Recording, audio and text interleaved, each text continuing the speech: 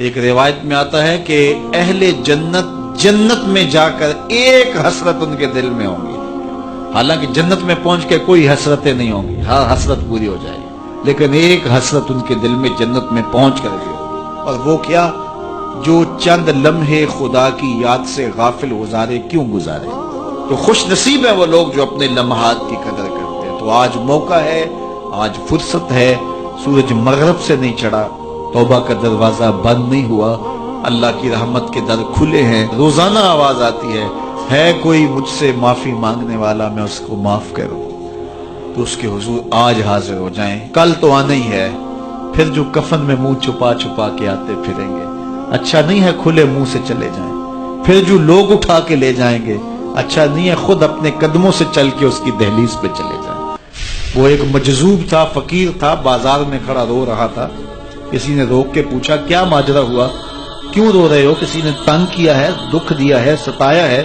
اس نے کہا کچھ بھی نہیں ہوا، بس ان لوگوں کے رویے نے دکھی کر دیا ہے۔ کہا کیا ہوا؟ کہا میرا یہ ذہن بنا تھا کہ میں ان کی اور رب کی صلح کروا دوں۔ تو کہا پھر کیا ہوا؟ کہا وہ تو مانتا یہ نہیں مانتا، وہ تو کہتا ہے ان کو لے آ میری دہلیز پہ، ایک آنسو سے سارے گناہ معاف کر دوں گا، لیکن ایسے کھوئے ہیں یہ الٹا مجھے بے وقوف کہہ رہے ہیں، یہ مجھے گھور رہے ہیں کہ تم کیا ہمیں بتا رہے ہو۔ اللہ اکبر! تو وہ تو مانتا ہے لیکن یہ نہیں مانتا۔ اگلے دن اسی فقیر کو دیکھا گیا کہ وہ قبرستان میں کھڑا رو رہا ہے، تو وہی شخص گزرا تو اس نے روک کے پھر پوچھا بابا قبرستانوں میں بھی روتا ہے اور بازاروں میں بھی روتا ہے، آج کیا مسئلہ ہوا؟ کہا مسئلہ میرا کل والا ہی ہے۔ کہا آج کیا ہوا؟ کہا کل ان سے مایوس ہوا تو پھر آج ادھر نکل آیا، اور آج میرا پروگرام بنا کہ چلو ان کی اور رب کی صلح کروا دیں۔ تو کہا آج کیا رکاوٹ ہے؟ کہا آج یہ مانتے ہیں وہ نہیں مانتا۔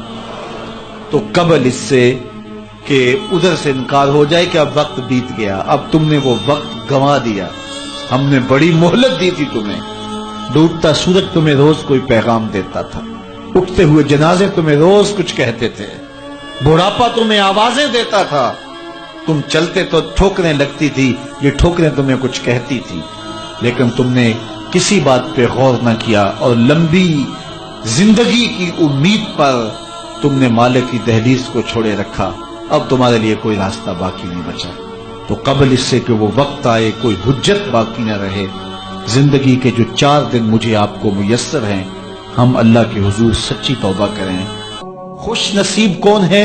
جو جوانی میں توبہ کرتے ہیں، جوان کی توبہ پہ عرش الہی جو اٹھتا ہے۔ تو خوش نصیب لوگ ہیں جن کو سچی توبہ کی توفیق نصیب ہوتی ہے، اور وہ لوگ جو اپنی زندگیاں یوں ہی بسر کر دیتے ہیں اور راہ مستقیم پہ نہیں آتے، آوارگی میں بسر کر دیتے ہیں، تو پھر منو مٹی تلے چلے گئے، لوگ کہانی بھی بھول جاتے ہیں۔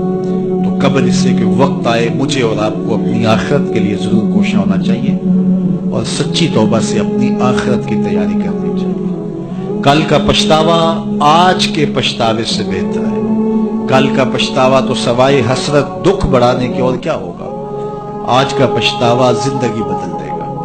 وقت پر کافی ہے ایک قطرہ بھی آب خوش ہنگام کا، جل گیا جب کھیت برسا می تو پھر کس کام کا۔ لیکن محض کسی مجلس کے اندر توبہ توبہ پکار اٹھے، جس طرح وہ گاڑی والا ایکسیڈنٹ دیکھتا ہے تو رکتا ہے، 5 لاشیں گری ہوئی ہیں تو وہ ٹیپ بھی بند کر دیتا ہے، سارے بس والے توبہ توبہ پکارنے لگ جاتے ہیں، 1.5 کلومیٹر کے بعد پھر دوبارہ وہ بٹن دبا دیتا ہے، اور پھر وہی گانے اور وہی غلیظ چیزیں، اور پھر معمول کی زندگی۔ ایسی توبہ نہیں ہے۔ توبہ یہ ہے کہ ما قبل کہ جو اعمال ہیں ان سے ندامت پیدا ہو اور ان کو ترک کر دیا جائے، اور آئندہ عزم مصمم رکھا جائے، تو اللہ تعالیٰ جل شانہ سچی توبہ کو قبول کرتا ہے، اور پھر توبہ کرنے والے کے ما قبل کے سارے گناہ مٹا کے نیکیوں میں تبدیل کر دیتا ہے۔ اللہ جل شانہ مجھے بھی آپ کو بھی سچی توبہ کی توفیق سے مالا مال فرمائے، اور زندگی کی ایک ایک ساتھ اپنے دین کے لیے گزارنے کی توفیق دے۔